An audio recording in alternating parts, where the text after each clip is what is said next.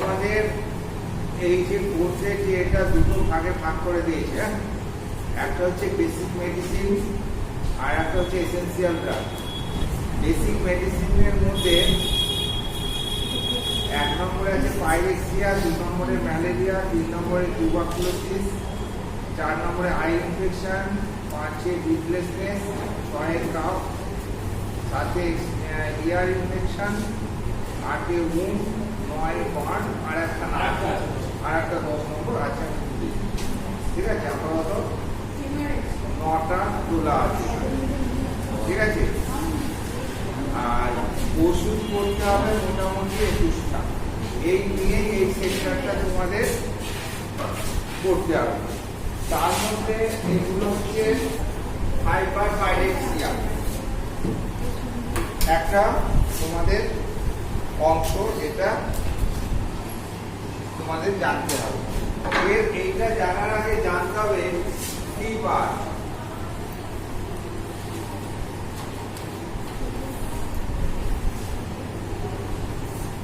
What is fever?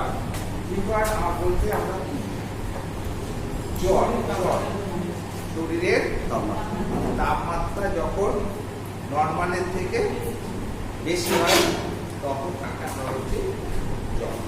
ঠিক আছে, বা ফিভার। তো নর্মাল টেম্পারেচার কত? নর্মাল বডি টেম্পারেচার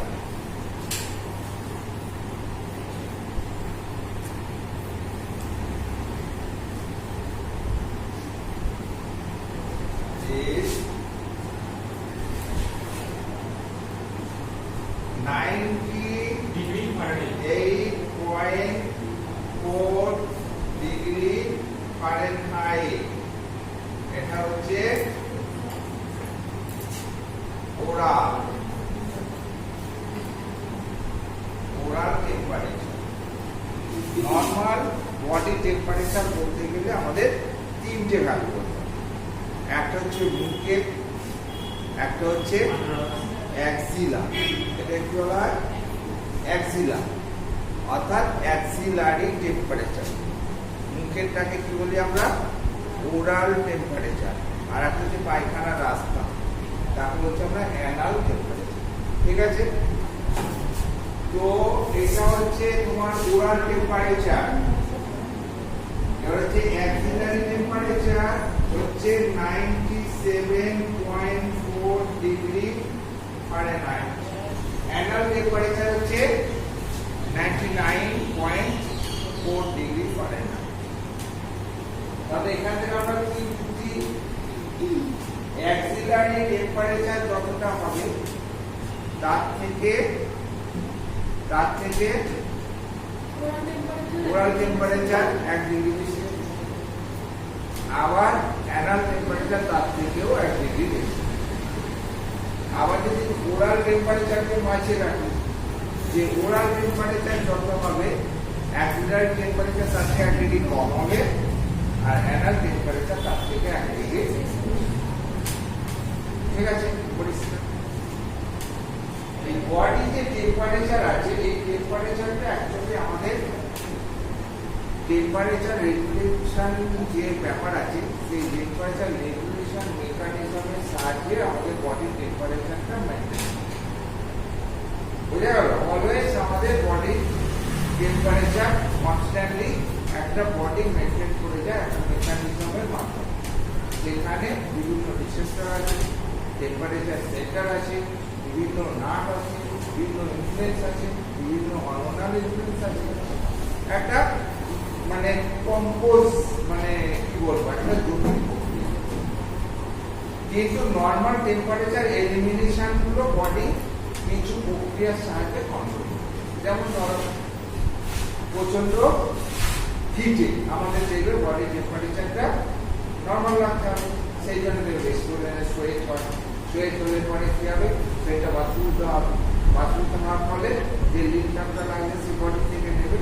ফলে এই যে এনভায়রনমেন্টাল যতই হোক না কেন, আমাদের ইন্টেরিয়র যে বডি টেম্পারেচার সে একটা কনস্ট্যান্সি মেনটেন করে। বুঝতে পেরেছো? আবার শীতকালে দেখবেন এক্সক্রিশন গুলো কমে যায়, স্কিন ড্রাই হয়ে যায়, ফলে বডি টেম্পারেচার কিছু প্রক্রিয়াগুলোর সাহায্যে মেনটেন করে।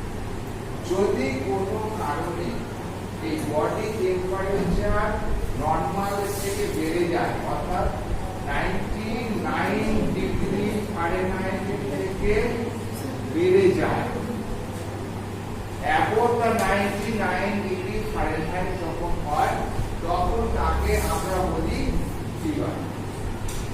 ঠিক আছে, ফিভার কাকে বলে? যখন বডি টেম্পারেচার আমাদের শরীরের নর্মাল টেম্পারেচারের থেকে বেশি হয় বা 99 ডিগ্রি ফারেনহাইট থেকে বেড়ে যায়, তখন তাকে আমরা বলি জ্বর। এইবার ধরো ক্লিনিক্যালি জ্বর হচ্ছে low grade temperature, low grade, medium আর হচ্ছে হাই। এগুলো ফলো করে আমরা জেনারেলি এটা করি। লো গ্রেড মানে উইদিন 101 ডিগ্রি ফারেনহাইটের মধ্যে যে জ্বরগুলো পারসিস্ট করছে তারা হচ্ছে লো গ্রেড টেম্পারেচার। 99, 100, 101, 101 এর থেকে বেশি হতে না। বুঝতে পেরেছো? মিডিয়াম হলো 101 থেকে 3 এর মধ্যে,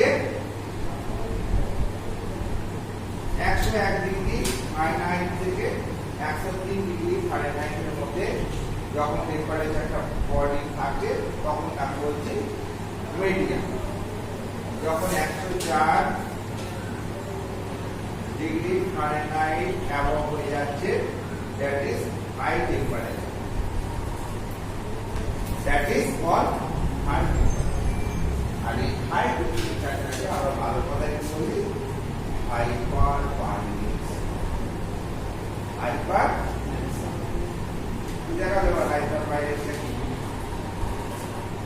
হাইপার পাইরেক্সিয়া করতে গেলে পরে আমাদের এই বডি টেম্পারেচার গুলো আগে জানতে হবে।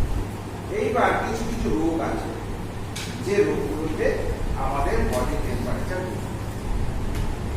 বুঝতে পেরেছেন?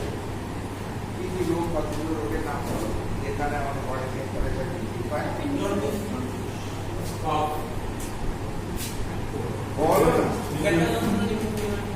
অ্যাপেন্ডিসাইটিস অবশ্যই খেলা যাবে না।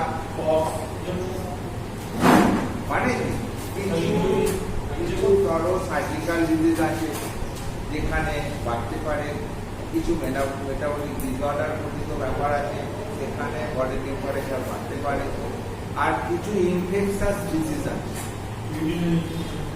ইনফেকশাস ডিজিজ আছে যেখানে এরকম জ্বর বাড়তে পারে, অর্থাৎ আমাদের শরীরে কোনোভাবে যদি কোনো প্যাথোজেনেসিস ঘটে এবং বাইরে থেকে কোনো প্যাথোজেন যদি মাল্টিপ্লিকেশন করায়, তাই তো, তখন আমাদের শরীরের টেম্পারেচার বৃদ্ধি পায়।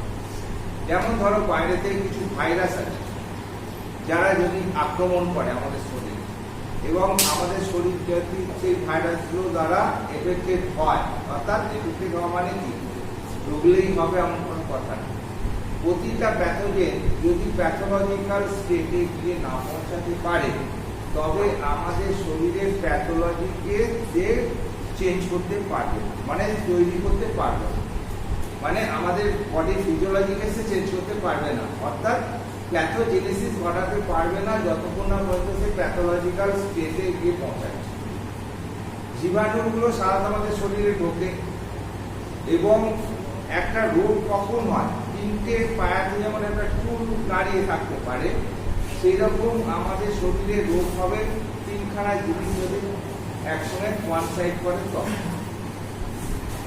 একটা বীজ, একটা হচ্ছে জমি, আর একটা হচ্ছে এনভায়রনমেন্ট। বুঝে গেল? এবার অন্যভাবে যদি বলি বীজ মানে পজিটিভ অর্গানিজম, পজিটিভ অর্গানিজম অর্থাৎ প্যাথোজেন, ঠিক আছে। জমি মানে পোস্ট, পোস্ট অর্থাৎ আমাদের হিউম্যান শরীর, সে যদি যোগ্য জমি হয়, আর তার সঙ্গে এনভায়রনমেন্ট, ওই যে প্যাথোজেনটা আছে সে যদি ফেভারেবল এনভায়রনমেন্ট না পায়, তবে কিন্তু সে মাল্টিপ্লিকেশন করতে পারবে। অর্থাৎ যেমন চাষবাস করতে গেলে আমরা তেমনি যদি বীজ ফেলে দিই গাছ হয়ে যাবে, তার আগে কি করতে হবে? জমিটা কর্ষণ করতে হবে, আগাছা মুক্ত করতে হবে, ভালোভাবে প্রিপেয়ার করতে হবে, তারপরে বীজ ছড়াতে হবে। ছড়ালেই হবে না, এনভায়রনমেন্ট দিতে হবে সেরকম। জল, আলো, বাতাস যদি ফেভারেবল পায় তবেই বীজটা ফুটে অঙ্কুরিত হয়ে গাছে শিখতে হবে। রোগ জীবাণুগুলো তাই। একটা প্যাথোজেন শরীরে ঢুকে যখন সে লাখ লাখ প্যাথোজেনেসিসের মাধ্যমে লাখ লাখ সংখ্যায় পরিণত না হবে ততক্ষণ পর্যন্ত আমাদের শরীরে প্যাথোলজিক্যাল বা প্যাথোজেনেসিস সে ঘটাতে পারবে না। আর প্যাথোজেনেসিস ঘটাতে না পারলে কি হবে? কোনো শরীর খারাপই হবে। অর্থাৎ সে কোনো অল্টারেশনই করতে পারলো না, তার ফলে কোনো ডিসঅ্যাগ্রেবল সাইন সিমটম আমি তো অনুভবই করবো, তখন আমার শরীরে কোনো রোগ জীবাণুই হবে। রোগ হয়েছে আমরা বুঝি কিভাবে? যে যখন স্বাভাবিক ক্রিয়াকর্মগুলো চলছিল সেগুলো যখন অল্টার হয়ে যাবে, তার জন্য কিছু ডিসঅ্যাগ্রেবল সাইন সিমটম আমার শরীরে প্রকাশ পাবে। মাথাটা ঝিমঝিম করছে, গা হাত পা ব্যথা হচ্ছে, পেটে যন্ত্রণা হচ্ছে, মাসেলস কোনো কামড়াচ্ছে, বডির টেম্পারেচারটা বেড়ে যাচ্ছে। এই যে এই জিনিসগুলো, এগুলোকে বলছি আমরা সাইন অ্যান্ড সিমটম। এর দ্বারা বুঝবো কি না আমার শরীরে রোগ হয়েছে। এইবার কি রোগ হয়েছে না হচ্ছে সে ডাক্তারবাবু পায়। আমি আমার সেন্সেশন গুলো তাকে বললাম এই ব্যাপার হয়েছে, সে এবার বুঝবে, প্রয়োজন হলে টেস্ট করবে, তারপরে রোগ ধরবে, তারপর চিকিৎসা হবে। এই তো পদ্ধতি। তো হাইপারপাইরেক্সিয়া মানে হচ্ছে শরীরে যখন টেম্পারেচার 104 ডিগ্রি ফারেনহাইটের উপরে উঠে যাচ্ছে তখন সেই কন্ডিশনটাকে আমরা বলছি হাইপারপাইরেক্সিয়া। কিছু কিছু রোগ আছে সেই সব রোগের দ্বারা এরকম হাই ফিভার হতে পারে। সেই দু একটা রোগের নাম মনে রাখি। খুব কমনলি হচ্ছে কি ম্যালেরিয়ার হট স্টেজে। ম্যালেরিয়ার অনেকগুলো স্টেজ আছে, আমি ম্যালেরিয়াটা বলবো আজকে। হাইপারপাইরেক্সিয়া পরেই ম্যালেরিয়া। টিউবারকুলোসিস থেকে সেখানে হাইপারপাইরেক্সিয়া হয় না, যাদের লো গ্রেড ফিভারটাই বেশি থাকে। নিউমোনিয়া, নিউমোনিয়া একটা হাইপারপাইরেক্সিয়া হয়, বুঝতে পেরেছো? আর হচ্ছে ব্রেনের যত ইনফেকশন, মেনলি বলো ব্রেনের কভারিং এর নাম কি? হ্যাঁ, এনসেফালাইটিস বলে শুনেছো? হ্যাঁ, এনসেফালাইটিস। এনসেফালাইটিস হলে পরও এরকম হাই রাইজ অফ টেম্পারেচার। এছাড়া বিভিন্ন রোগ আছে যেখানে ইনফ্লুয়েঞ্জা বলো সেখানেও আসতে পারে, মেজিলস হতে আসতে পারে, ডেঙ্গু হলে হতে পারে। বিভিন্ন রোগ আছে, বিভিন্ন ভাইরাস ঘটিত রোগ আছে, বিভিন্ন ব্যাকটেরিয়া ঘটিত রোগ আছে যেখানে এরকম জ্বর প্রচুর পরিমাণে বেড়ে যেতে পারে। আবার অনেক সময় আননোন অরিজিনেও হয়, ইউ পাইরেক্সিয়া উইথ আননোন অরিজিন, যেখানে অরিজিন খুঁজে পাওয়া যাচ্ছে না, অথচ হঠাৎ করে high rise of temperature. Sun বার্নের ক্ষেত্রেও হয় অনেক সময়, প্রচন্ড রোদে ঘুরে এসে হঠাৎ করে প্রচুর 104 105 ডিগ্রি জ্বর। তো এইরকম এর কোনো কারণ নেই, কিন্তু ব্যাপারটা হচ্ছে পাইরেক্সিয়া হাইপারপাইরেক্সিয়া হলে পরে আমাদের কি করণীয়? প্রাইমারি আমরা অ্যাজ এ হেলথ ওয়ার্কারই বলো কি করবো? মাথাটা আইস ব্যাগ দেবো, আইস ব্যাগ দিয়ে ঠান্ডা করার চেষ্টা করবো, মাথাটা জল দিয়ে ধুইয়ে দেওয়ার চেষ্টা করবো, মাথাতে একটা কপালে টুপি দিয়ে হাওয়া করবো যাতে টেম্পারেচারটা কমতে পারে, অর্থাৎ ইভাপোরেশনের মাধ্যমে যাতে টেম্পারেচারটা হাই থেকে অন্তত কম, সেই ব্যবস্থা আমরা করব। আর কি না, জ্বর কমাবার ওষুধ যেগুলো সেফ, যেমন হচ্ছে প্যারাসিটামল, এই জ্বর কমাবার এরকম সেফ মেডিসিন কিছু খাইয়ে দেবো, তারপরে ডাক্তারের কাছে বা হসপিটালে পাঠিয়ে দেবো। ঠিক আছে, এই তো ম্যানেজমেন্ট তোমার, আর তো কিছু নেই। তো হাইপারপাইরেক্সিয়া মানেটা বোঝান হাইপারপ্যারেক্সিয়ার কারণগুলো কি কি আছে আমাদের যে স্টাডি ম্যাটেরিয়াল দেবে দেখবে সেখানে লেখা আছে হাইপারপ্যারেক্সিয়ার কারণগুলো। আমি তো দু একটা বললাম যে সেইগুলো লিখবে। আর হাইপারপ্যারেক্সিয়া হলে পরে জেনারেল রেজাল্ট কি নেবে আর কি থেকে হচ্ছে সেটা ফাইন্ড আউট করতে হবে এবং সেই অনুযায়ী তাকে চিকিৎসা করতে হবে, তবে হাইপারপ্যারেক্সিয়া থেকে। ঠিক আছে? হ্যাঁ হ্যাঁ, সেখানেও আসতে পারে। চোটের আঘাতজনিত হতে পারে। প্রচন্ড ব্যথা থেকে জ্বর তো আসবে না, তার একটা রোগ হবে, সেই রোগে যদি ব্যথা থাকে, যেমন ডেঙ্গু হচ্ছে বোন ব্রেক, তাই তো? ডেঙ্গু হচ্ছে একটা বোন ব্রেক ফিভার। মানে কি, যখন ডেঙ্গুর জ্বর প্রকাশ পায় তখন আমাদের শরীরে মানে এত মাসেলস থেকে আরম্ভ করে বোন অবধি এত যন্ত্রণা হয়, মনে যেন বোনসগুলো ভেঙে টুকরো হয়ে যায়। ওই জন্যই এর নাম হচ্ছে হাড় ভাঙা জ্বর। বুঝাই তো? এবার ডেঙ্গু কি ঘটিত রোগ না, ডেঙ্গু ভাইরাস যদি আমাদের শরীরে এফেক্টেড হয় তবে ডেঙ্গু হয়। ডেঙ্গু ভাইরাস কে বহন করে? কি মশা? Aedes mosquito, female Aedes mosquito dengue জীবাণুকে বহন করে আমাদের শরীরে। অর্থাৎ যদি female Aedes mosquito infected female Aedes mosquito যদি আমাদের বাইট করে শরীরে, তবে ডেঙ্গু হওয়ার সম্ভাবনা থাকে। হবেই এমন বলছি না, ডেঙ্গু হওয়ার সম্ভাবনা থাকে। বুঝতে পারছো? আর ডেঙ্গু হলে পরে ডেঙ্গু ফিভার হবে।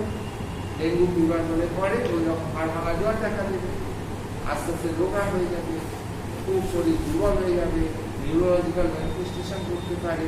এর সঙ্গে মেইন যে সমস্যা সেটা হচ্ছে হিমাটোলজিক্যাল মেইনলি, অর্থাৎ তোমার শরীর থেকে জল বেরিয়ে যায় প্রচুর পরিমাণে, ডিহাইড্রেশন দেখা দেয়, আর চারিদিকে কি হয় বলো, এই বলো না, প্লেটলেট কাউন্টটা নেমে যায়, কমে যায়।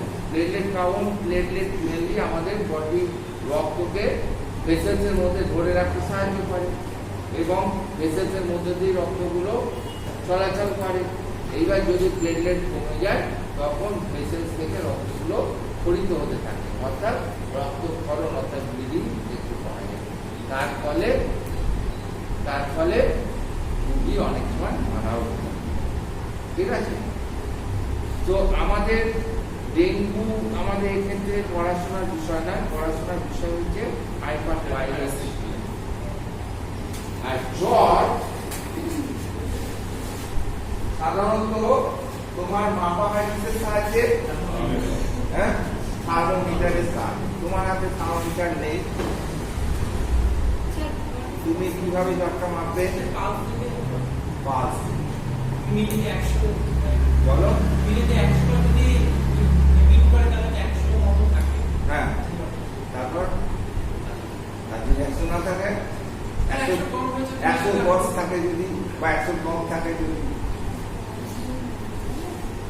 একটা হিসাব বলে দিয়েছিলাম, বলেছিলাম না যে 100 = 100।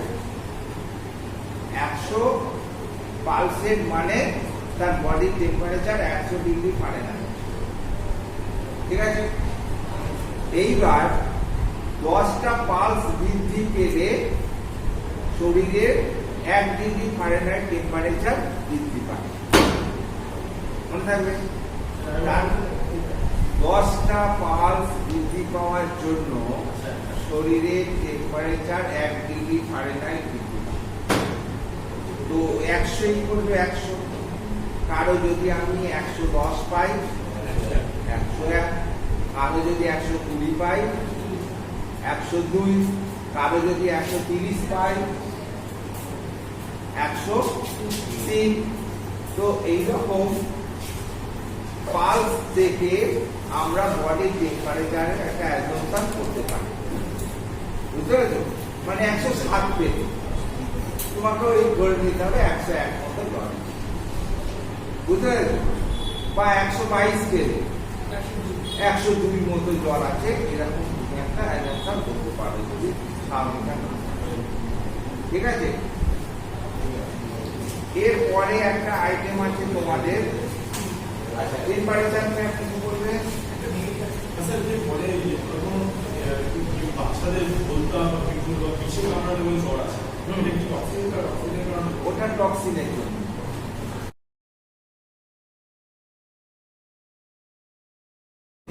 ব্লাডের মধ্যে টক্সিনের পরিমাণ বেড়ে যায়, সেক্ষেত্রে যেমন বডি টেম্পারেচার বৃদ্ধি পাওয়ার সম্ভাবনা থাকে, সেরকম ব্লাডের মধ্যে যদি কোনোভাবে প্যাথোজেন বেড়ে যায় তখনও জ্বর সম্ভাবনা থাকে।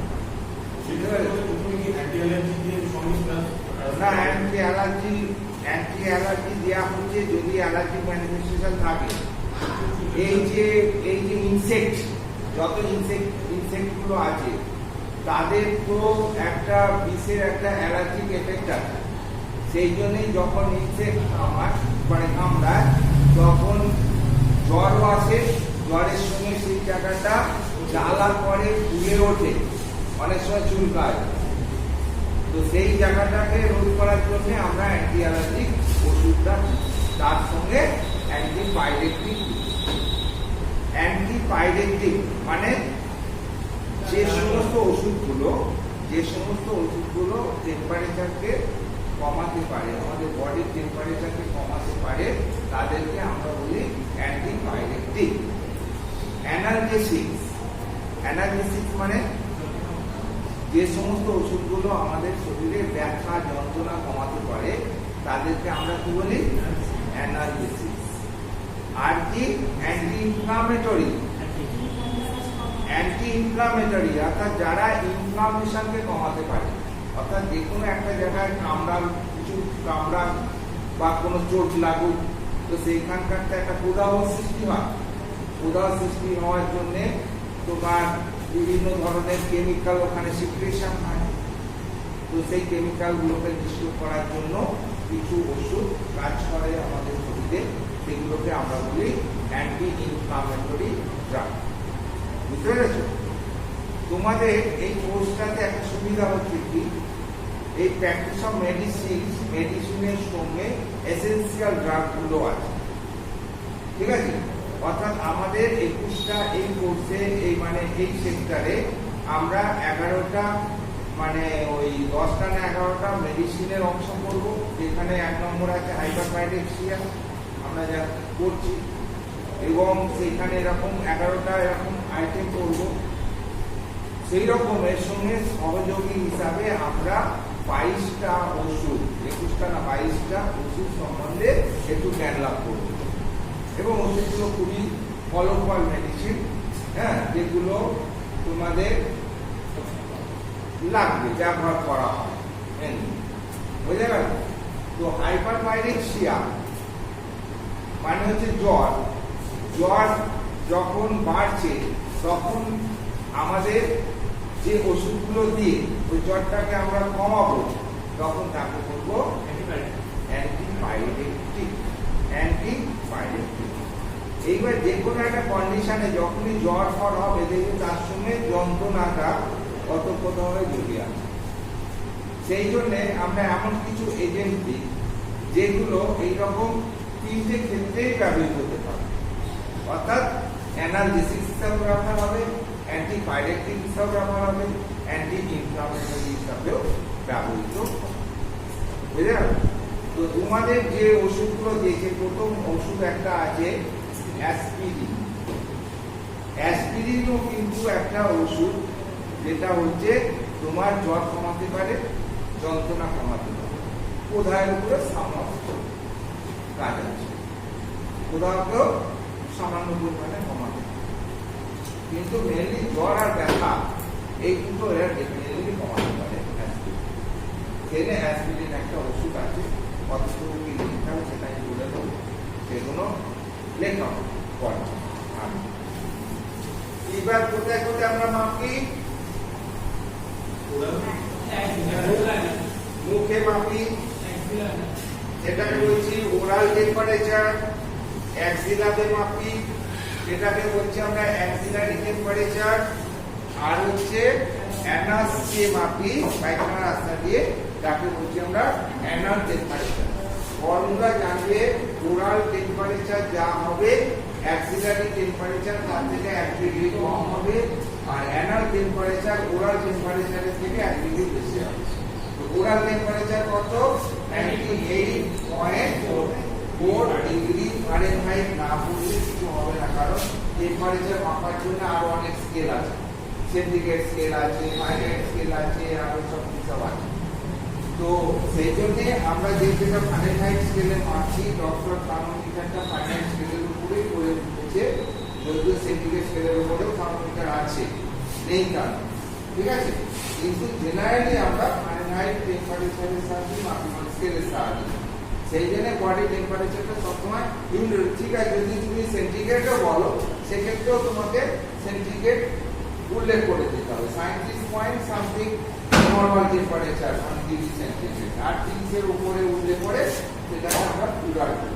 হাই ফিভার মানে হাইপারকার্ডিকা মানে 42 ডিগ্রি সেন্টিগ্রেড টেম্পারেচারের কাছাকাছি যখন বডি টেম্পারেচার হয় তখন তাকে আমরা বলি হাইপারপাইরেক্সিয়া, ঠিক আছে। যদি আমরা সেন্টিগ্রেড স্কেলে যাই, কিন্তু ফারেনহাইট স্কেলে গেলে পরে আমাদের বলতে হবে 98.4 ডিগ্রি ফারেনহাইট হচ্ছে ওরাল নরমাল টেম্পারেচার, সেখান থেকে 1 ডিগ্রি কম মানে হচ্ছে 97.4 ডিগ্রি ফারেনহাইট হচ্ছে অ্যাক্সিলারি টেম্পারেচার, আর 99.4 ডিগ্রি ফারেনহাইট হচ্ছে অ্যানাল টেম্পারেচার। এইবার শরীরের 1 degree temperature, 1 degree Fahrenheit temperature বৃদ্ধির জন্য 10টা পালস বৃদ্ধি পায়।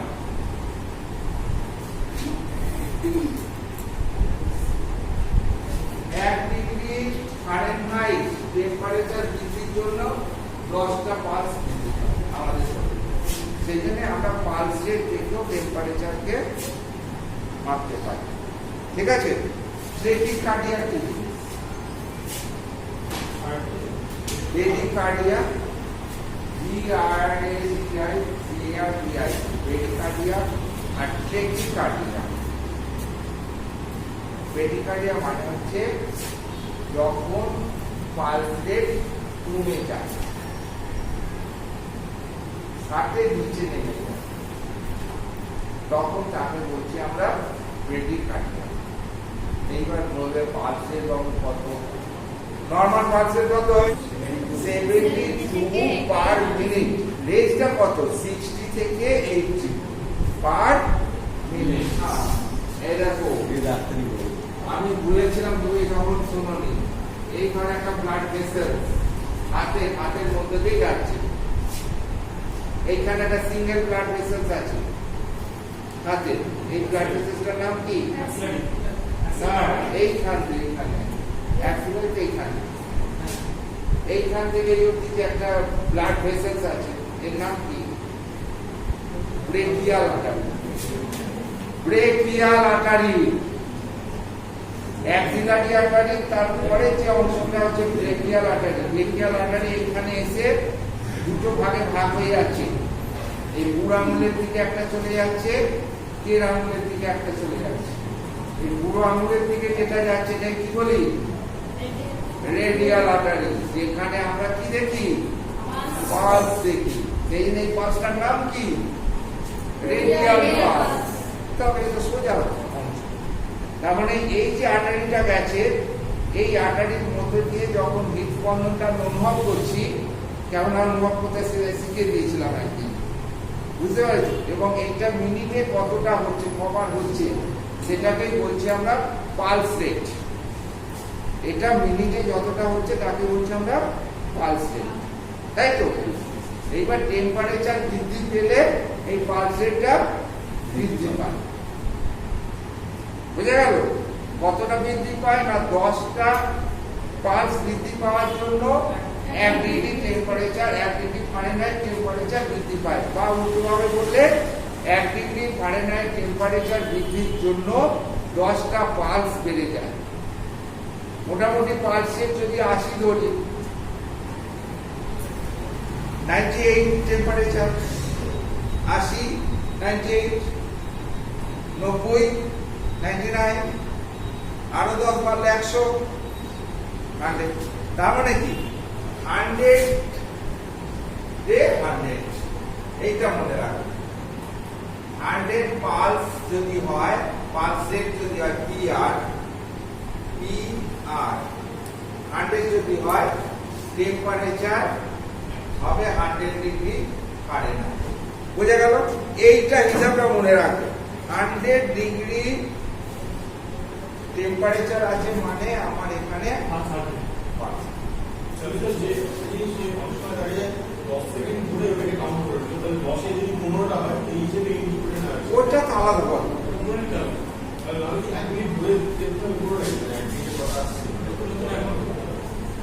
ওটা তো রেটের গল্প আমি পালস সেকেন্ড হ্যাঁ পালসেরটা তুমি এটা ঘড়ি ধরে 1 মিনিট দেখতাম অবশ্যই এটাই নিয়ম ঘড়ি ধরে 1 মিনিট দেখাটাই নিয়ম এর বাইরে আমরা যা করি তড়িঘড়ি অনিয়ম সোজা আমি 15 সেকেন্ড দেখে টুক করে চার্জ দিয়ে গুণ করে বার করে ফেললাম সময় কোথায় দেখার তো নিয়ম অনেক কিছু আমরা কি দেখি তো যাই হোক ওই সব ওই প্র্যাকটিক্যালের গল্প পরে রাখা কিন্তু আমরা থিওরিটিক্যাল ওয়েতে যাবো না এখানে যেটা ছিল সত্য সেটাই বলতে হবে আমায় কতক্ষণ দেখতে হবে আমি কতক্ষণ দেখছি সেটা বড় কথা আমায় দেখতে হবে কতটা 1 মিনিট টানা 1 মিনিট দেখতে হবে দেখে যতটা গুণে পাচ্ছ ততটাই হবে তার পালস রেট ঠিক আছে এটাই হচ্ছে নর্মাল নিয়ম এইবার দেখা যাচ্ছে যে পালস রেট যদি 100 হয় তার বডি টেম্পারেচার যদি আমরা এর সঙ্গে মাপি তখন দেখা যাবে যে টেম্পারেচার 100 বুঝলে এইবার এখানে 10টা করে যদি বাড়ে 10টা করে বাড়লে এখানে 1 ডিগ্রি করে বাড়বে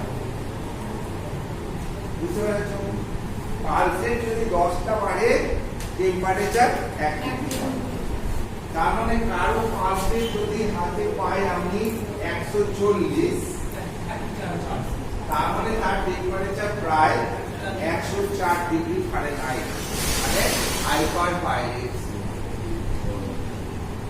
বুঝা গেল হ্যাঁ আর একটা কথা বলেছি ব্রেডিকার্ডিয়া ব্রেডিকার্ডিয়া মানে হচ্ছে পালস রেট যখন কমে যায় পালস রেট যখন কমে যায় তাকে আমরা বলি ব্রেডিকার্ডিয়া নরমাল পালস রেট বলেছি 60 থেকে 80 পার মিনিট যদি পার মিনিটে কারো পালস রেট 60 এর নিচে চলে আসে তখন তাকে বলি আমরা ব্রেডিকার্ডিয়া মনে রাখবেন আর একটা কথা আছে রিলেটিভ ব্রেডিকার্ডিয়া রিলেটিভ ব্রেডিকার্ডিয়াটা কি স্যার রিলেটিভ ব্রেডিকার্ডিয়াটা কি ব্রেডিকার্ডিয়া মানে তো পালস রেট রিলেটিভ ব্রেডিকার্ডিয়া মানে হচ্ছে এই যে টেম্পারেচার যে নিয়ম সেই নিয়ম না মেনে যদি কারো পালস রেট না সাপোজ ধরো 104 ডিগ্রি টেম্পারেচার আছে তার পালস রেট 100 বা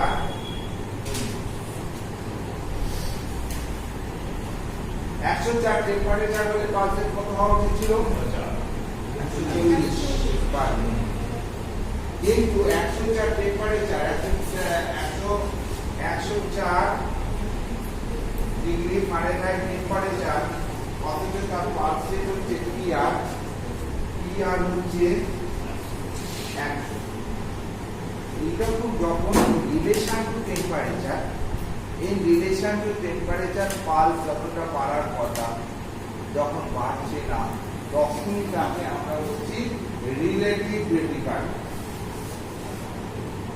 যেটার একটা প্রকৃষ্ট উদাহরণ হচ্ছে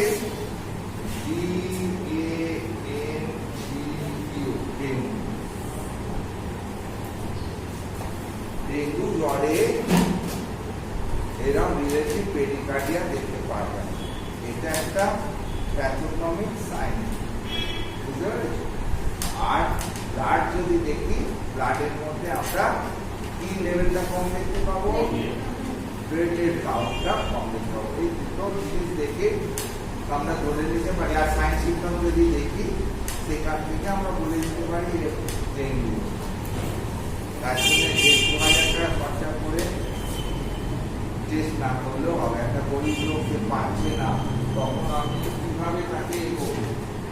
তখন এখন যদি সরকারি তরফ থেকে সব ফ্রি করে দেওয়া হবে, তখন আমি যদি সরকারি সাহায্য না পাই, নিজে আমি রিলেটিভ মেডিকার্ডিয়া আর ওই 40-50 টাকা খরচা করে যদি আমি প্লেটলেট কাউন্টটা দেখে দিতে পারি, তবে ওখান থেকে ডায়াগনোসিস করে দেবো। প্লেটলেট কাউন্টটা আমি তো রিলেটিভ মেডিকার্ডিয়া মাপতে তো আমার আর কিছু কাউকে পয়সা দিতে হবে না, ওটা তো আমি নিজেই নিতে দেবো। রিলেটিভ মেডিকার্ডিয়া টেম্পারেচার কত আছে আর পালস রেট কত পাচ্ছে হিসাব করলেই তুমি মেডিকার্ডিয়া পেয়ে যাবে। যখন একটা জ্বরে থার্মোমিটার দিচ্ছে, টেম্পারেচার পাচ্ছে 103 আর পালস রেট মারছে দেখছি 90 কি 100, তখনই তো আমার মনের মধ্যে একটা সন্দেহ হচ্ছে যে রিলেটিভ মেডিকার্ডিয়া। আর এখন যেহেতু ডেঙ্গু হচ্ছে, তখনই তো আমি মনে মনে বুঝে নিচ্ছি যে মাথার ডেঙ্গু হয়েছে। এরপরেও ডেঙ্গু যদি এখন আমি টেস্ট করতে দিই, তাতে 1,500 টাকা খরচা হয়ে যাবে। তো সেক্ষেত্রে যদি আমি একটা প্লেটলেট করাই কাউন্ট, প্লেটলেট কাউন্টটাও যদি কম থাকে, তবে তো কনফার্ম হয়ে গেলাম না। আর ডেঙ্গুর চিকিৎসা কি আছে বলেছে, ইনস্টিটিউশনাল চিকিৎসা। ডেঙ্গু বললেই আমি হসপিটালে ভর্তি করে দেবো, বাড়িতে ডেঙ্গু চিকিৎসা করতে বারণ করছে। কেননা ডেঙ্গুর অনেক ধরনের প্রতিকূল অবস্থা, ক্রাইসিস সৃষ্টি হতে পারে, যেগুলো বাড়িতে সামাল দেওয়া সম্ভব নয়। ডোমিসিলিয়ারি চিকিৎসা দ্বারা সেগুলো সম্ভব নয়। সেই জন্য ইনস্টিটিউশনাল ট্রিটমেন্ট মাস্ট। ডেঙ্গু যখনই মনে হচ্ছে তোমার ডেঙ্গু মনে হচ্ছে, তখনই তুমি তাকে হসপিটালে বা নার্সিংহোমে বা যেখানেও ইনস্টিটিউশনালে পাঠিয়ে দাও, তার দ্বারা চিকিৎসা হবে। মেনলি তো জল আর প্যারাসিটামল, এই তো দুটো ওষুধ, ঠিক আছে?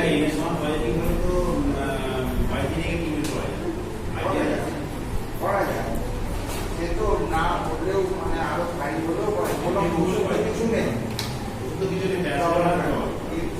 কিছু সময় তার ক্রিটিক্যাল অবস্থা সৃষ্টি হতে পারে। সেই অবস্থা কন্ট্রোল করার মতো অ্যারেঞ্জমেন্ট তখনই বাড়িতে পাবে না। আর ঠিক সেই সময় যদি সে কন্ট্রোল না করতে পারবে, সেখানে তুমি রাখতে পারবে না, সেটা এক্সট্রা তখন চিকিৎসা খাবে। বুঝতে পেরেছে? কারণ এর প্রায় 90% বাড়িতে বসে রেস্টে ঠিকমতো চিকিৎসা করলেই ভালো, হসপিটালেও পারে। কিন্তু সাবধানতার মান নেই, যার জন্যই এটা করা। আর একটা হচ্ছে টেকিকার্ডিয়া। বেডিকার্ডিয়া বোঝাতে পারলাম? বেডিকার্ডিয়া মানে হচ্ছে পালস রেট যদি কমে যায়, নর্মালের থেকে নিচে নেমে যায়, তখন তাকে বলছি আমরা বেডিকার্ডিয়া। এইবার সেখান থেকে চলে আসবে নর্মাল পালস রেট কত। নর্মাল পালস রেট বলতে অ্যাভারেজ হচ্ছে 72 per minute, 72 per minute average. এমনি রেঞ্জ সাধারণত 60 থেকে 80 পার মিনিট, ঠিক আছে? পালস আমরা কোথায় মাপি? আর কোথাও মাপি না, ঠিক বলেছে। কি এটা কি পালস বলি আমরা? Carotid pulse. ক্যারোটিড আর্টারি আছে, ক্যারোটিড আর্টারি কোথা থেকে আসছে? এই যে হার্ট থেকে যে মেন আর্টারিটা উঠছে, ওর নাম হচ্ছে অ্যাওর্টা। অ্যাওর্টা উঠে পেছন দিকে আমরা যখন আর্চ ফেলি, এরকম আর্চ খাচ্ছে, তাকে বলছি, সেই জন্য ওই অংশটাকে বলছি আর্চ অফ অ্যাওর্টা। ওই আর্চ অফ অ্যাওর্টা থেকে তিনটে মেন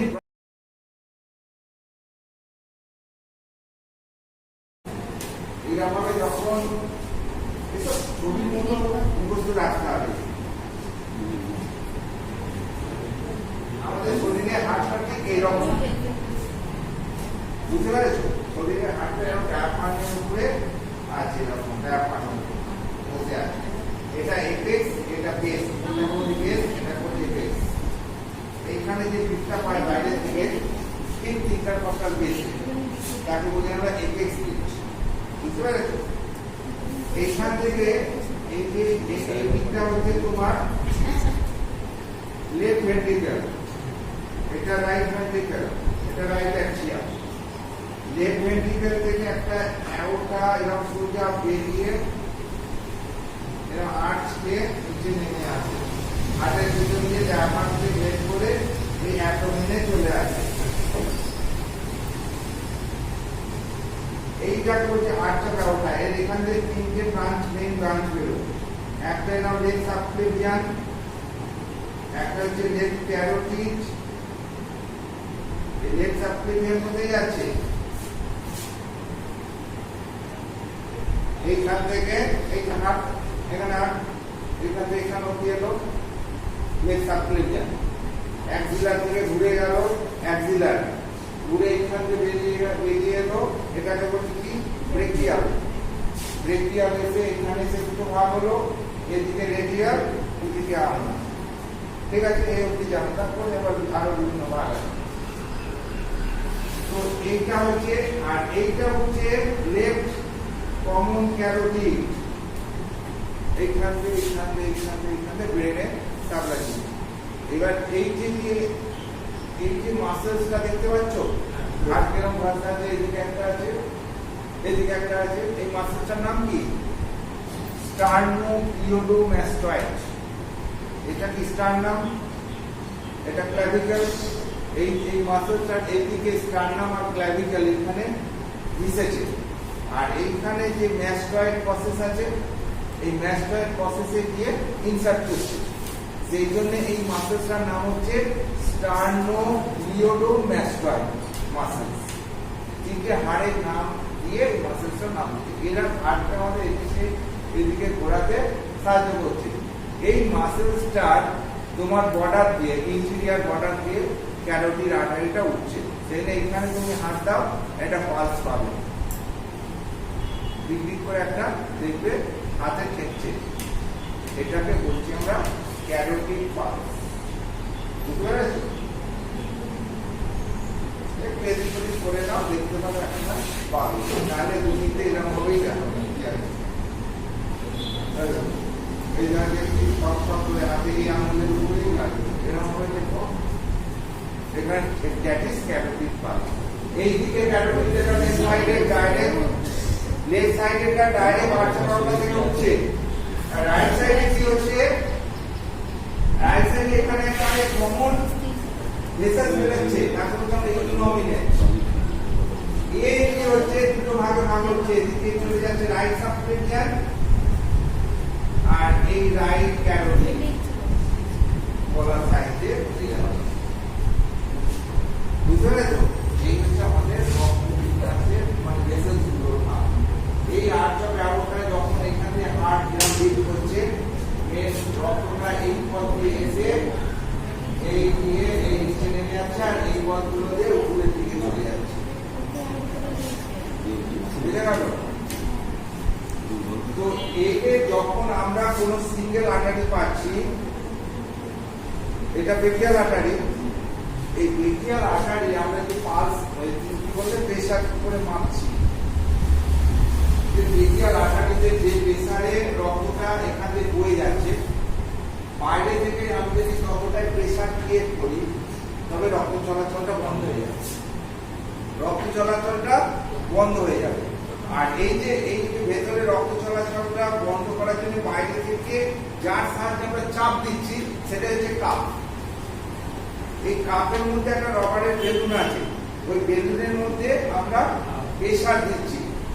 যত প্রেসারে রক্তটা চলাচল করছে, যখন ততটা প্রেসারে উঠবে, এই রক্ত চলাচল বন্ধ হয়ে যাবে। কি করে বুঝবো? যখন এখানে আর পালস পাবো না। এই যে পালসটা পাচ্ছি, এই পালসটাও বন্ধ হয়ে যাবে। কারণ রক্ত চলাচল না করলে এখানে পালস পাবো কি? পাবো না তো। তার মানে এই রক্ত চলাচলটা বন্ধ হয়েছে কিভাবে বুঝবো? না, এখানে পালসটা বন্ধ হয়ে যাবে। সেই পয়েন্টটাই হচ্ছে সিস্টোলিক প্রেসার। আবার যদি আমরা প্রেসারটাকে হালকা করি, আবার পালসটা পাবো। যে বাড়াবার সময় যে পয়েন্টে পালসটা চলে যাচ্ছে, বা আবার কমাবার সময় যে পয়েন্টে আবার পালসটা ফিরে পাচ্ছি, সেই পয়েন্টটাই হচ্ছে সিস্টোলিক পয়েন্ট, মানে সিস্টোলিক প্রেসারের। এই যে পালস থেকে এই যে ব্লাড প্রেসারটা আমি একটা আন্ডার করলাম, এই পদ্ধতিটাকে কি বলি আমরা? প্যালপেটরি মেথড। সেই জন্য ব্লাড প্রেসার মাপার তিনটে পদ্ধতি আছে। একটা হচ্ছে প্যালপেটরি মেথড, যেখানে অনলি সিস্টোলিক প্রেসার মাপা যায়, ডায়াস্টোলিক প্রেসার মাপা যায় না। আর একটা হচ্ছে অস্কালপেটরি মেথড, যখন আমরা স্টেথোস্কোপের সাহায্যে এখানে বসে পালসটা শুনছি, পালসের সাউন্ড বা হার্টের সাউন্ড শুনে পালসের মানে ওর প্রেসারটাকে জাজ করছি, তখন তাকে বলছি আমরা অস্কালপেটরি মেথড। অস্কালপেশন কি না, আমাদের ডাক্তারিতে রুগী দেখার 4টে স্টেপ আছে। সোজা কথা, একটা হচ্ছে চোখে দেখা, তাকে বলি আমরা ইন্সপেকশন। তারপরে বলেছি ছুঁয়ে দেখা, ছুঁয়ে বা এরকম টিপে টিপে দেখা, তাকে বলি আমরা প্যালপেশন। চোখে চোখে দেখা, চোখে চোখে দেখি, দেখেছো ডাক্তাররা চোখে চোখে দেখে, তাকে বলি আমরা পারকাশন। তারপরে কানে এরকম স্টেথোস্কোপ লাগিয়ে দেখি, তাকে বলে অস্কালপেশন। তার মানে একটা রুগী এক্সামিন করার মেন 4টে স্টেপ। একটা হচ্ছে চোখে দেখা ইন্সপেকশন, ছুঁয়ে দেখা বা টিপে দেখা, তাকে বলছি আমরা প্যালপেশন। চোখে চোখে দেখা, তাকে বলছি আমরা পারকাশন। আর স্টেথো দিয়ে দেখা, তাকে বলছি আমরা অস্কালপেশন। বুঝে গেল? তার মানে এই 4টে পদ্ধতির মাধ্যমে আমি রিয়েলাইজ করবো কি হয়েছে না হয়েছে। ঠিক আছে?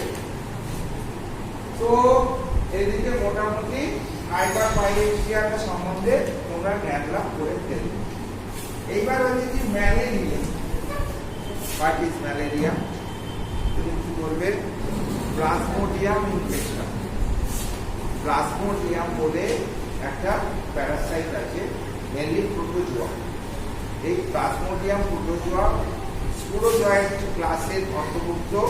প্লাজমোডিয়াম হচ্ছে ফ্যামিলি, এবং এই ফ্যামিলির 4 ধরনের ডিসিজ আছে। যে প্রজাতি আছে সেই প্রজাতিগুলো ম্যালেরিয়া সৃষ্টি করতে পারে, এবং এই 4 ধরনের প্রজাতিগুলোকে একটা ভেক্টর, মানে এটাকে বলি আমরা vector borne disease. Vector borne disease কাকে বলা হয়? যেমন হচ্ছে ডেঙ্গু, যেমন ম্যালেরিয়া, যেমন এরা অ্যাকচুয়ালি কি, যখন কোনো একটা ইনসেক্ট বা কোনো একটা জীবাণু বাহিত হয়ে রোগগুলো একটা মানুষের থেকে আরেকটা মানুষের মধ্যে সংক্রমিত হয়, তখন সেই রোগগুলোকে আমরা বলি ভেক্টর বর্ন ডিজিজ। বুঝতে পেরেছো? মাছি, মশা, এরা সব ভেক্টর হিসাবে কাজ করে, যারা রোগের জীবাণুগুলোকে বহন করে মানব শরীরে প্রবেশ ঘটায়। ওই ভেক্টরগুলো ছাড়া এই রোগগুলো সাধারণত সোসাইটিতে স্প্রেড আপ করে না। ভালো করে বুঝুন। সেই জন্যে আমরা ওই ভেক্টরগুলোকে কন্ট্রোল করেই এই রোগগুলোকে কন্ট্রোল করি। কতগুলো ফর্মুলা চলে এলো? ঠিক আছে? ম্যালেরিয়া ওরকম একটা ভেক্টর বর্ন ডিজিজ। কেন না, এই যে ম্যালেরিয়ার যে জীবাণু, একটা প্রোটোজোয়া, যেটা হচ্ছে স্পোরোজয়েড মানে ক্লাসের, ফাইলাম হচ্ছে তোমার প্লাজমোডিয়াম পর্ব, মানে গণ যেটাকে বলি আমরা, জেনাস। আর তারই আন্ডারে 4টে ডিসিজ আছে। তারা কি কি? প্লাজমোডিয়াম হাইভ্যাক্স 1 নম্বর প্রজাতি, প্লাজমোডিয়াম ম্যালেরিয়া। তারপর হচ্ছে প্লাজমোডিয়াম ফ্যালসিফেরাম, হচ্ছে সবচেয়ে ডেঞ্জারাস, বিপজ্জনক। Why? Because it affects the brain. অর্থাৎ এরা ম্যালিগনেন্ট ম্যালেরিয়া বা সেরিব্রাল ম্যালেরিয়া সৃষ্টি করে, এবং ম্যালেরিয়া জীবাণু দ্বারা যত রোগী আক্রান্ত মারা গেছে তার অধিকাংশ ক্ষেত্রে দেখা গেছে যে প্লাজমোডিয়াম ফ্যালসিফেরাম দ্বারা এফেক্টেড হয়ে। ঠিক আছে? তাহলে ম্যালেরিয়া কি জিনিস? ম্যালেরিয়া একটা ভেক্টর বর্ন ডিজিজ বা মশা বাহিত রোগ, যেটা হলে পরে আমাদের শরীরে এক ধরনের জ্বরের সৃষ্টি, এবং তার সঙ্গে আমাদের প্রচুর রক্তের যে সেল আরবিসি ধ্বংস হয়, এবং তার জন্য আমাদের শরীরে অ্যানিমিয়া দেখা যায়, লিভার এফেক্টেড হয়, তার জন্য হালকা জন্ডিস দেখতে পাওয়া যায়, স্প্লিন এফেক্টেড হয়, তার জন্য শূন্য মেগাজুল। বুঝতে পেরেছো? আর এই জ্বরটা কেন মারাত্মক না, এই যেহেতু আমাদের শরীরের মেন যে অক্সিজেন সরবরাহকারী যে কোষ, রক্তকোষ, যারা রক্তকে কোষে কোষে বয়ে নিয়ে যায় এবং এই বহনকারী অক্সিজেন বহনকারী যে পিগমেন্ট মেনলি হিমোগ্লোবিন, এবং এই হিমোগ্লোবিনটাকে এরা যখন খেয়ে নেয়, এই জীবাণুটার মেন খাবার হচ্ছে কি হিমোগ্লোবিন।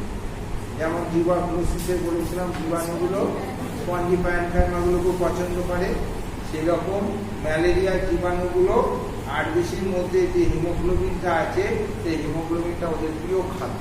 সেখানে সব কিছু ছেড়ে আগে আরবিসিগুলোকে ওরা আক্রমণ করে এবং আরবিসির মধ্যে প্রবেশ করে এবং আরবিসিগুলো থেকে হিমোগ্লোবিন খেয়ে আরবিসিটাকে কোলে পরিণত হয়, তার ফলে ওটা পাস করে ভেঙে যায় এবং র্যাপিডলি আরবিসিগুলো এরকম থামতে থাকে। এই জন্যে জন্ডিসের সৃষ্টি হয়, হালকা পরিমাণে জন্ডিস হয়, হেমোলাইটিক জন্ডিস দেখা দেয় আর অ্যানিমিয়া দেখা দেয়। অ্যানিমিয়া মেনলি নর্মোসাইটিক নর্মোফোবিক অ্যানিমিয়া হয়। বুঝতে পেরেছো? প্যাথোলজিক্যালি এরকম ম্যালেরিয়ার কিন্তু মেন ঘটনা কি হচ্ছে, এই যে ম্যালেরিয়া জ্বর, এই যে ম্যালেরিয়া এফেক্টেড হলো মশা বাহিত, একটা মশা এটাকে বহন করে নিয়ে যায়, সেটাকে কি বলছি আমরা female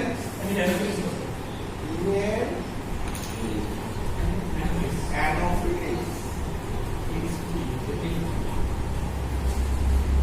mosquito. Female Anopheles mosquito হচ্ছে এর ভেক্টর বা ম্যালেরিয়া জীবাণু বহনকারী, যে হচ্ছে ফিমেল অ্যানোফিলিস মসকিউটো। ঠিক আছে? এই যে ম্যালেরিয়ার যে জীবাণু প্লাজমোডিয়াম ভাইরাস, প্লাজমোডিয়াম ফালসিফেরাম বা ওয়ালি বা যাই হোক না কেন, এই যে জীবাণুটা এদের দুটো লাইফ সাইকেল আছে। দুটো লাইফ সাইকেল কোয়ানসাইড না করলে এদের সম্পূর্ণ জীবন চক্র বর্ধিত হয় না, এবং দুটো লাইফ সাইকেল দুটো লাইফের মধ্যে ঘটে, একটা লাইফের মধ্যে ঘটে না। একটা ঘটে মানুষ শরীরে, যাকে বলছি আমরা হিউম্যান সাইকেল, আর একটা ঘটে মশার শরীরে, তাকে বলছি আমরা মসকিউটো সাইকেল। ঠিক আছে? স্পোরোজয়েন্ট মানে স্পোর, SPORE, স্পোর। এই স্পোরটাই হচ্ছে ইনফেক্টিভ ফর্ম অফ ম্যালেরিয়া, আর এই স্পোরটাই তৈরি হয় কোথায় না মশার পেটের মধ্যে। মশার পেটের মধ্যে তৈরি হয়, স্যালাইভারি গ্ল্যান্ডের মধ্যে পারসিস্ট করে। বুঝতে পেরেছো?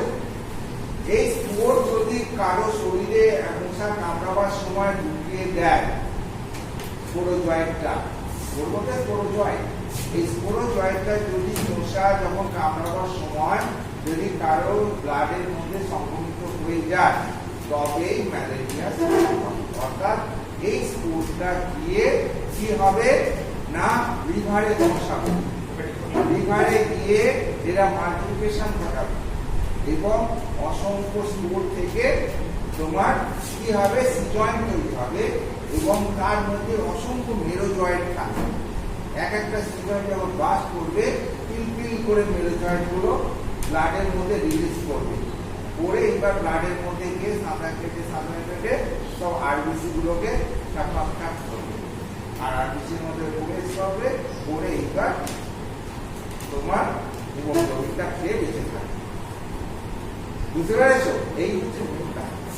এইটা ঘটানোর জন্যে ওই জিনিসগুলো ঘটে, অর্থাৎ আরবিসি ধ্বংস হবে, তার ফলে অ্যানিমিয়া সৃষ্টি হবে, আর ধ্বংস হলে পরে হিমোগ্লোবিন কিছু এদিক ওদিক করে সৃষ্টি হবে, তারা থেকে সেখান থেকে তোমার পিগমেন্ট তৈরি হবে, তার জন্য হালকা জন্ডিস দেখা দেবে।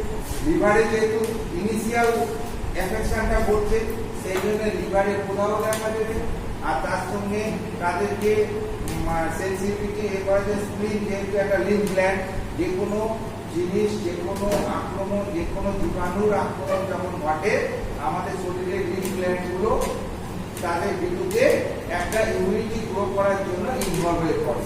তার জন্য কি হয়, তারা টাইমলি ইনফ্লামেশন ঘটে এবং ইনফ্লামেশন ঘটার জন্য তাদের মধ্যে প্রদাহের সৃষ্টি হয়। সেই জন্য ম্যালেরিয়া আমাদের পরে একদিকে যেমন লিভারটা বাড়বে সেই রকম স্প্লিনটাও বাড়তে থাকে। বুঝতে পেরেছে? এইবার হচ্ছে সিএফ, ক্লিনিক্যাল ফিচার। সিএফ কাকে বলি? যে কোনো একটা রোগ শরীরে হলে পরে যে সমস্ত ডিসেবল সাইন সিম্পটম গুলো দিয়ে সেই রোগটাকে প্রকাশ ঘটায় তাকে বলছি আমরা সিএফ। অর্থাৎ ক্লিনিক্যাল সিএফ এর মধ্যে থাকবে সাইন আর সিম্পটম। মনে থাকবে সাইন। এবার ম্যালেরিয়ার ক্ষেত্রে আমরা কি করতে পারি? প্রথমে যখন যে কোনো ইনিশিয়াল যে কোনো রোগ যখন হয় না, কিছু সিম্পটম দেখা দেয়, সেগুলো প্রায় অধিকাংশ রোগেই থাকে। তাদেরকে আমরা কি বলি জানো? Prodromal symptom. প্রোড্রোমাল সিম্পটম ইনফ্লুয়েঞ্জাই হোক, ম্যালেরিয়াই হোক, ডেঙ্গু হোক, বা তোমার মামসি হোক, বা যে কোনো ইনফেকশন, ভাইরাল ইনফেকশনই হোক, করোনাই হোক, যাই হোক না কেন, সবই। তো এই ইনফেকশন হলে পরে যে কোনো শরীরে যখনই একটা ইনফেকশন ঘটবে তখন দেখবে শরীরটা কেমন যেন ম্যাচ ম্যাচ করছে, গা হাত পাগুলো কেমন যেন একটা অস্বস্তি হচ্ছে, রিপিউজ টু উইল, অর্থাৎ ঠিক মতো আমার বসে থাকছে না, এবং মনটা কেমন ভালো লাগছে না, মনে যেন শুয়ে পড়ে, একটা অলসতা দেখা দিচ্ছে, বডিটা যেন একটু হালকা গরম গরম লাগছে, মাথাটা কেমন যেন একটু ঝিমঝিম করছে, হ্যাঁ, চোখ দিয়ে নাক দিয়ে একটু একটু করে জল পড়ছে, হাঁচি হচ্ছে, কাশি হচ্ছে, এরকম ধরনের সিমটম যখন একটা রোগের সৃষ্টি হয় দেখে দেখতে পাই। এই রোগগুলো, এই সিমটমগুলো আমরা ইনফ্লুয়েঞ্জা হলেও দেখতে পাই, করোনা হলেও দেখতে পাই, মিজিলস হলেও দেখতে পাই, ডেঙ্গু হলেও দেখতে পাই, ম্যালেরিয়া হলেও দেখতে পাই, নিউমোনিয়া হলেও দেখতে পাই, ব্রঙ্কাইটিস হলেও দেখতে পাই। এরকম অসংখ্য রোগে শুরুতে এই ধরনের সিমটমগুলো দেখতে পাই। তখন কিন্তু স্পেসিফিক্যালি কোনো রোগকে আমরা চিনতে পারি না, কিন্তু রোগ হয়েছে এইরকম একটা অনুভূতি আমরা শরীরে বুঝতে পারি। তখন সেই সিমটমগুলোকে কালেক্টিভলি আমরা বলি প্রোড্রোমাল সিম্পটম। সেই রকম ম্যালেরিয়া তো প্রাথমিক দিকে এইরকম কিছু প্রোড্রোমাল সিম্পটম, তারপরে তার আসল চরিত্রটা প্রকাশ পায়। আসল চরিত্র কি ম্যালেরিয়ার? কাঁপুনি দিয়ে জ্বর আসবে, জ্বরটা কিছুক্ষণ থাকবে, তারপরে ঘাম দিয়ে জ্বরটা ছেড়ে দেবে। বুঝে গেল? সেই জন্যে এই ম্যালেরিয়ার ফিভারে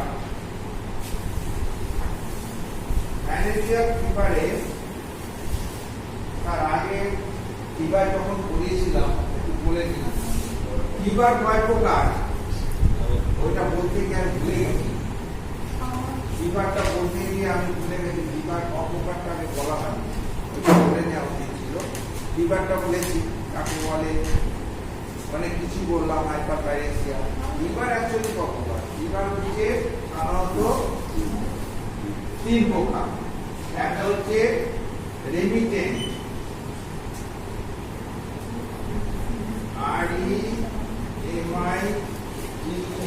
রেমিটেন্ট। একটা হচ্ছে কন্টিনিউয়াস, আর একটা হচ্ছে ইন্টারমিটেন্ট। ফিভার কতটা পেলাম আমরা? রেমিটেন্ট, কন্টিনিউয়াস, এইবার এগুলো বলতে হবে। রেমিটেন্ট কাকে বলে? হলো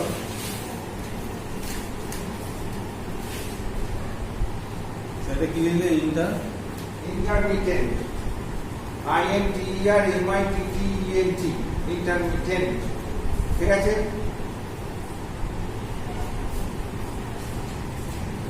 ইন্টারমিটেন্ট কাকে বলি?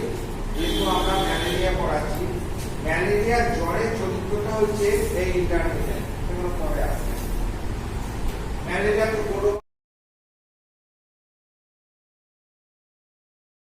যেখানে এরকম গা ম্যাঙ্গাজ করা এরকম ভাব এলো তখনও কিন্তু ফোকাস পায়নি। তখন এগুলো হচ্ছে কেন না প্যাথোজেন গুলো ওখানে মাল্টিপ্লিকেশন হচ্ছে লিভারে এবং প্যাথোলজিক্যাল স্টেটে পৌঁছাচ্ছে। যখন প্যাথোলজিক্যাল স্টেটে পৌঁছাবে একটা জীবাণু ঢুকে যখন লাখ লাখ লাখ লাখ জীবাণু সৃষ্টি হবে তখন সেটার চরিত্র বোঝাবে, বোঝা গেল? তখন ম্যালেরিয়ার ফিভারের চরিত্রটা তখন আমরা বুঝতে পারবো। ম্যালেরিয়ার ফিভারের চরিত্র হচ্ছে ইন্টারমিডিয়েট প্রকৃতি, মনে থাকবে ইন্টারমিডিয়েট প্রকৃতি।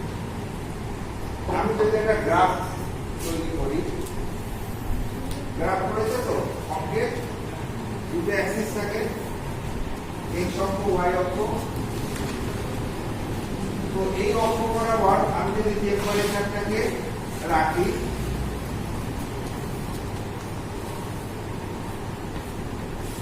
আর এই অক্ষ বরাবর যদি আমরা ডেটাকে রাখি,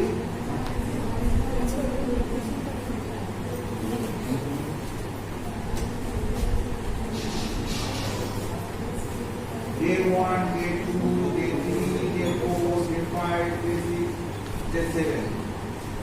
এদিকে হচ্ছে 99, এটা নরমাল টেম্পারেচার। আর 101, 102,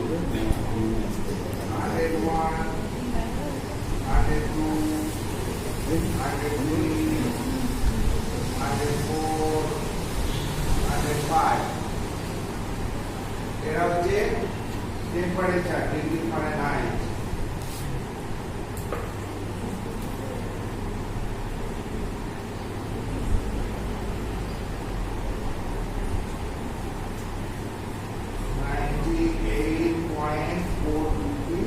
এটা হচ্ছে বেস টেম্পারেচার। 99, 100, 101 একই গ্রেড করে বেড়েছে। এটা হচ্ছে ডে, ঠিক আছে? ইন্টারমিডিয়েট হচ্ছে তোমার একটা সময় বাড়লো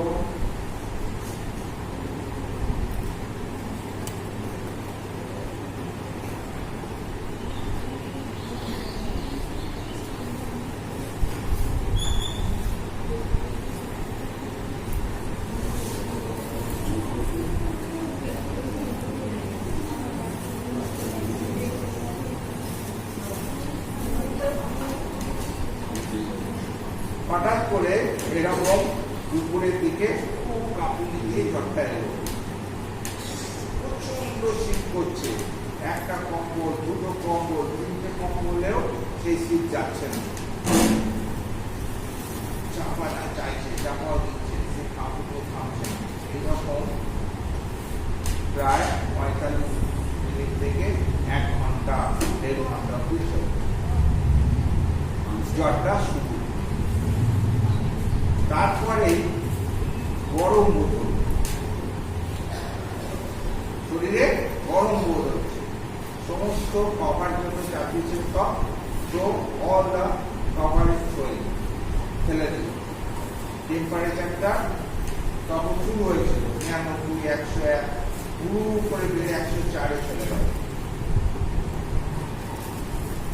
প্রচন্ড মাথা যন্ত্রণা, চোখ মুখ লাল থমথমে হয়ে গেল, বমি বমি ভাব হলো, বড় বড় বমি করেও ফেলল, প্রচুর অস্বস্তি, হাতে ব্যথা, মায়ের দিয়া, মাথার দিয়া,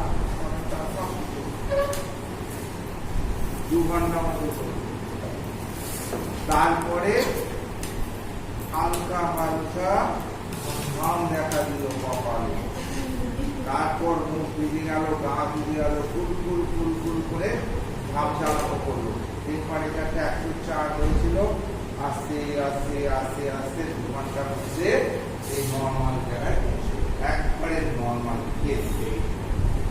আবার ওই 98-এ চলে গেল, জ্বর চলে গেল, সমস্ত ব্যথা যন্ত্রণা চলে গেল, আবার ফিরছে। কি হলো? আবার খেলতে চলে গেল, বা অফিসে চলে গেল, যে বড় অফিসে চলে গেল, যে বাচ্চায় খেলতে চলে গেল। তারপরে দিন কিচ্ছু হলো না, কিচ্ছু হলো না। ঠিক ছাড়তে আবার ঠিক 12-1টার সময় ওই গল্প এক ওই কাঁপুনি, ওই প্রচন্ড ঠান্ডা দিয়ে জ্বরটা এলো, তারপরে গরম হলো, ঘামলো, ঘাম দিয়ে জ্বর ছেড়ে গেল। সেই জন্য ম্যালেরিয়ার জ্বর কিন্তু কাঁপুনি দিয়ে আসবে আর ঘাম দিয়ে ছেড়ে টোটালি ছেড়ে চলে। এইরকম যখন জ্বর আসছে, এসে কিছুক্ষণ প্লে করছে, তারপর আবার একবারে পুরোপুরি ছেড়ে চলে যাচ্ছে, তখন সেই টাইপের জ্বরটাকে আমরা বলছি ইন্টারমিডিয়েট ফিভার। বুঝতে পারলো? আর একটা ক্ষেত্রে এরকম ইন্টারমিডিয়েট টিপিক্যাল ইন্টারমিডিয়েট ফিভার আছে, কিন্তু এরকম ডে মেনটেন করে না। সেটা হচ্ছে ইউটিআই, ইউরিনারি ট্র্যাক্ট ইনফেকশন হলে পরেও এরকম কাঁপুনি দিয়ে জ্বর আসে, ঘাম দিয়ে জ্বর ছেড়ে যায়, কিন্তু সেখানে এরকম ডে মেনটেন করে। যখনই ইউরিনারি জীবাণুগুলো বেড়ে যায়, ব্যাকটেরিয়া বেশি হয়, তখনই দেখা যায়। আবার যখন ব্যাকটেরিয়াগুলো সেটেল ডাউন করে তখন কমে যায়। বুঝতে পেরেছো? তো ম্যালেরিয়ার টিপিক্যাল ফিভার হচ্ছে কি টাইপের ফিভার? Intermediate fever. যদি বলে ইন্টারমিডিয়েট ফিভার কিরকম জিনিস, বলে স্যার এরকম নির্দিষ্ট সময় ধরে কাঁপুনি দিয়ে জ্বরটা আসে, কিছুক্ষণ থাকে, তারপরে ঘাম দিয়ে ছেড়ে যায়, ছেড়ে একবারে চলে যায়, নর্মাল বেস লেভেলে চলে আসে। তখন সেই টাইপের জ্বরকে আমরা বলবো ইন্টারমিডিয়েট ফিভার। এবং ম্যালেরিয়া হচ্ছে তার প্রকৃষ্ট উদাহরণ, যেখানে আমরা এই টাইপের জ্বরটা দেখতে পাই। বুঝা গেল? হ্যাঁ, এবার হচ্ছে কন্টিনিউয়াস আর রেমিটেন্ট। এটা কি জিনিস স্যার? হ্যাঁ, ভেরিয়েশন আছে, দুটোই ভেরিয়েশন আছে। দুটো গ্রাফ আছে, দুটো গ্রাফ আনলে পরিষ্কার হয়ে যাবে। 104 এর উঠলো, 104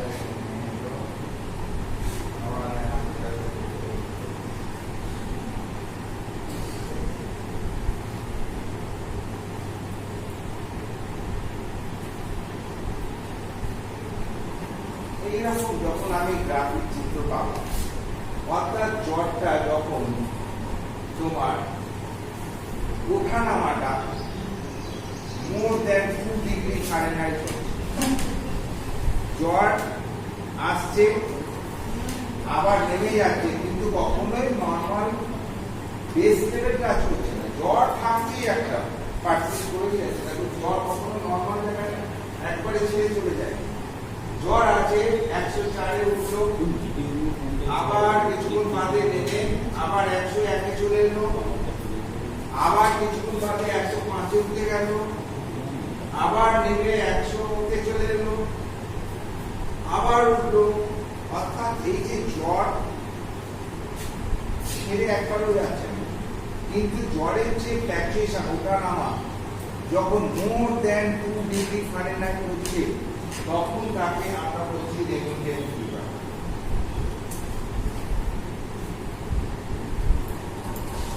তখন তাকে বলছি আমরা রেমিটেন্ট ফিভার।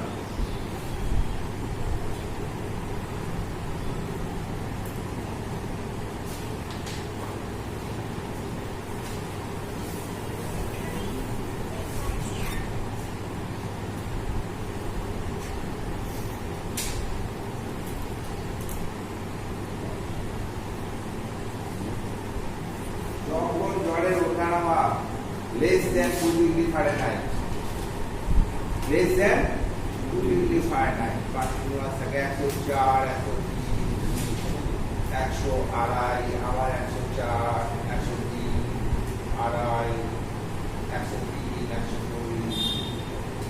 যখন ওঠানামা 2 ডিগ্রির মধ্যে সীমাবদ্ধ থাকছে, 2 ডিগ্রি ক্রস করে যাচ্ছে না, তখন তাকে বলছি আমরা কন্টিনিউয়াস। তখন তাকে বলছি আমরা কন্টিনিউয়াস। তো ম্যালেরিয়াতে আবার আমরা ফিরে যাচ্ছি।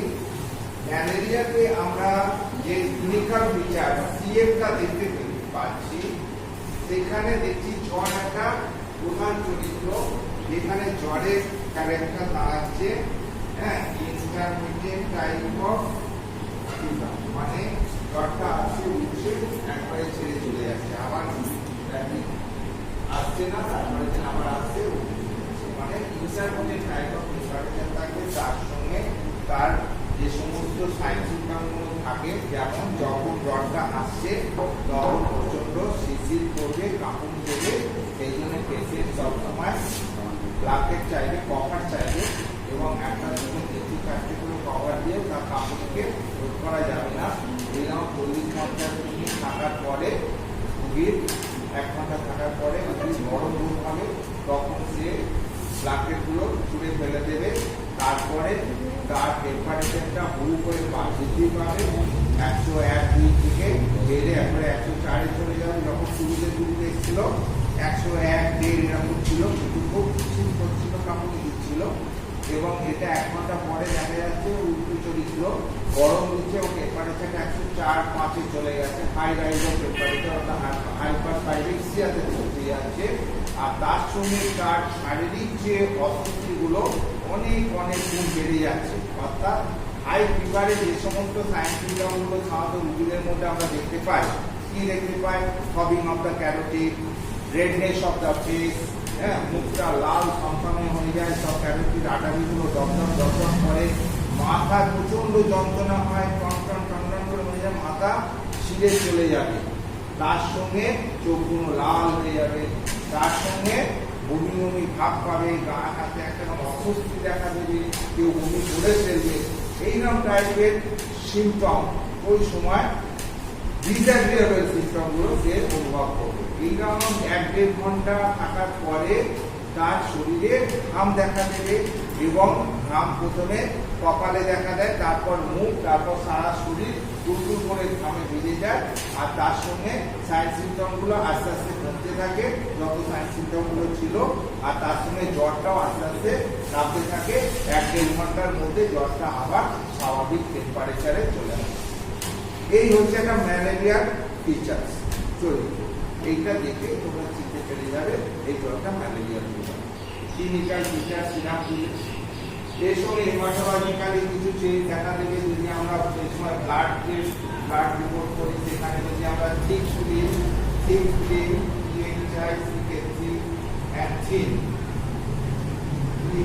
আমরা কি দেখবো? মেরোজয়েডগুলো তখন অসংখ্য বিলবিল করে ব্লাডের মধ্যে থাকবে, তার মানে আমরা তাদের ভেজিটেরিয়ান ফর্ম দেখবো। রিং ফর্ম আর ভেজিটেরিয়ান ফর্ম দেখতে পাবো ব্লাডের মধ্যে মাইক্রোস্কোপের সাহায্যে। রিং ফর্ম আর রিং ফর্ম আর ভেজিটেরিয়ান ফর্ম বা ট্রোপোজয়েড ফর্ম বলি আমরা। ট্রোপোজয়েড ফর্ম তাদেরকে দেখতে পাবো, ব্লাডের মধ্যে ওষুধ দেখতে পাবো। আর যদি এমনি হিমাটোলজিক্যালি দেখি, সেক্ষেত্রে কি দেখবো? যে কোনো একটা ইনফেকশন হলে পরে আমাদের শরীরে জানবে লিউকোসাইটোসিস দেখা দেবে। লিউকোসাইটোসিস অর্থাৎ ডাব্লিউবিসি, মেনলি ডাব্লিউবিসি পরিমাণটা বৃদ্ধি পাবে, মেনলি লিম্ফোসাইট আর মনোসাইট। লিম্ফোসাইটোসিস আর মোনোসাইটোসিস, আমরা এই দুটো জিনিসের আধিক্য দেখতে পাবো। টোটাল ডিফারেন্সিয়াল কাউন্টের টোটাল ডাব্লিউবিসি কাউন্ট তো বাড়বে, তার সঙ্গে লিউকোসাইট কাউন্ট আর ডিফারেন্সিয়াল কাউন্টের বেশিতে আমরা কি দেখবো? লিউকোসাইটোসিস আর মোনোসাইটোসিস, এই দুটো ঘটবে। আর কি দেখবো না? হিমোগ্লোবিনের পরিমাণ কমে যাবে, 80% কমে যাবে, কিন্তু অ্যানিমিয়া দেখা দেবে। সেখানে মাইক্রোস্কোপিক্যালি আমরা যেটা পাবো সেটা হচ্ছে নর্মোসাইটিক নর্মোকোমিক,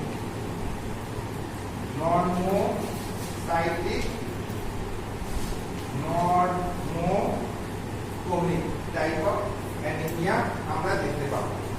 ঠিক আছে, হিমোগ্লোবিনের পরিমাণটা কমে যাবে। আর আরবিসির মধ্যে তোমার আরবিসির কাউন্টও কমে যাবে। কিন্তু মরফোলজিক্যালি আমরা যেটা দেখতে পাবো, এখানে দেখবো আরবিসি যেগুলো বেঁচে থাকবে তাদের কোনো সাইজের কোনো পরিবর্তন কিছু হবে না। অর্থাৎ নর্মালি থাকবে। বুঝতে পেরেছো? অ্যানিমিয়া দেখা দেবে কিন্তু সেটা নর্মোগ্লোবিন নর্মোসাইটিক অ্যানিমিয়া হবে, হ্যাঁ, হিমোগ্লোবিন পরিমাণ কমে যাবে, আরবিসি পরিমাণ ডাব্লিউবিসি পরিমাণ বাড়বে, আরবিসি পরিমাণ কমে যাবে। আর কি হবে না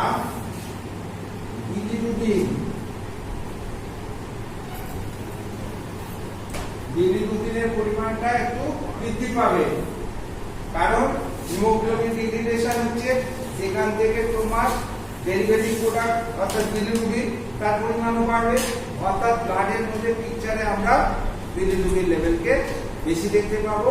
আর যে তোমার এনজাইমগুলো, হ্যাঁ, ট্রাই অ্যামাইলেজ, তারপরে হচ্ছে আর একটা কি এনজাইম যেগুলো বৃদ্ধি পায় সেগুলো, হ্যাঁ, এগুলো একটু পাবো। বুঝতে পেরেছো? তো এইরকম একটা ব্লাড পিকচার আমরা প্যাথোলজিক্যালি দেখতে পাবো। বুঝতে পেরেছো? এবং এর সাহায্যে আমরা ডায়াগনোসিস করব, ইনভেস্টিগেশনে আমরা ব্লাডের এরকম একটা রিপোর্ট পাবো, ব্লাডের মধ্যে এইচপি পজিটিভ পাবো, ম্যালেরিয়া প্যারাসাইট পজিটিভ পাবো, তার সেখানে আমরা ব্লাডের চেক করে ব্লাডের মধ্যে লিম্ফোম আর প্রোটোজয়েড ফর্ম দেখতে পাবো। আর তার সঙ্গে আলাদা যে প্যাথোলজিক্যাল ইনভেস্টিগেশন, হেমাটোলজিক্যাল ইনভেস্টিগেশন করবো, সেখানে ডাব্লিউবিসি পরিমাণ বেশি দেখতে পাবো, মেনলি পার্টেল লিম্ফোসাইট, মোনোসাইট, তার সঙ্গে হিমোগ্লোবিনের পরিমাণটা কমে যাবে, তার সঙ্গে আরবিসির পরিমাণটাও কমে যাবে, কিন্তু অ্যানিমিয়া দেখতে পাবো এবং সেখানে কিন্তু অ্যানিমিয়ার চরিত্রটা নর্মোসাইটিক নর্মোগ্লোবিন সাইটে থেকে যাবে। আর কি না ব্লাডের মধ্যে বিলিরুবিন লেভেলটা বেড়ে যাবে, আর কিছু এনজাইম আছে লিভারে সেগুলো, ওটা রক্ত পরীক্ষা, একটা থিন ফিল্ম টানা, একটা থিক ফিল্ম টানা এনে দেখা।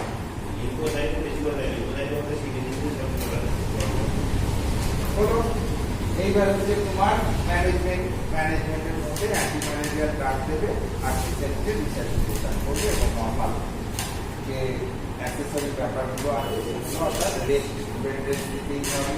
তার সঙ্গে যে সমস্ত জিনিসগুলো সৃষ্টি হচ্ছে সেগুলোকে পুষ্টিকর খাওয়া দাওয়া দিতে হবে। আর অ্যান্টিম্যালেরিয়াল ড্রাগ, অ্যান্টিম্যালেরিয়াল ড্রাগের মধ্যে ক্লোরোকুইন আছে, পাইমাকুইন আছে, প্রয়োজন মতো এখন আরো অনেক ড্রাগ, ঠিক আছে। এই হচ্ছে তোমাদের ম্যাথ। তার মানে আমরা আজকে দুটো আইটেম ধরে পেলাম, একটা হচ্ছে হাইপারপাইরেসিয়া আর একটা হচ্ছে, ঠিক আছে। Aspirin, atropine, benzyl benzoate, lindane, calamine lotion, chlorhexidine, chloroquine, chlorpheniramine, codeine, cotrimoxazole, ephedrine, ferrous sulphate, folic acid, gentian violet, ইসবগুলা, magnesium trisilicate, aluminium hydroxide, albendazole, mebendazole, neomycin, আর কি কম আছে, মানে ওআরএস কিছু আছে, ওআরএস এসবগুলো আছে, আর ওসিপি, ওআরএস আর ওসিপি, ওরাল কন্ট্রাসেপটিভ। এই এতগুলো তোমাদের এই এর মধ্যে হবে। তার মধ্যে আমি এইগুলো যেটুকু মানে পরীক্ষায় পাস করার মতো মানে জিনিস কি লিখতে হবে এগুলো লিখে দেবো। অ্যাসপিরিন, অ্যাট্রোপিন, বেনজাইল বেনজয়েড, বুঝতে পেরেছো, লিন্ডেন, এখনো তো আছে আমার অনেক ক্লাসই, তো তখন এগুলো আমি করিয়ে দেবো।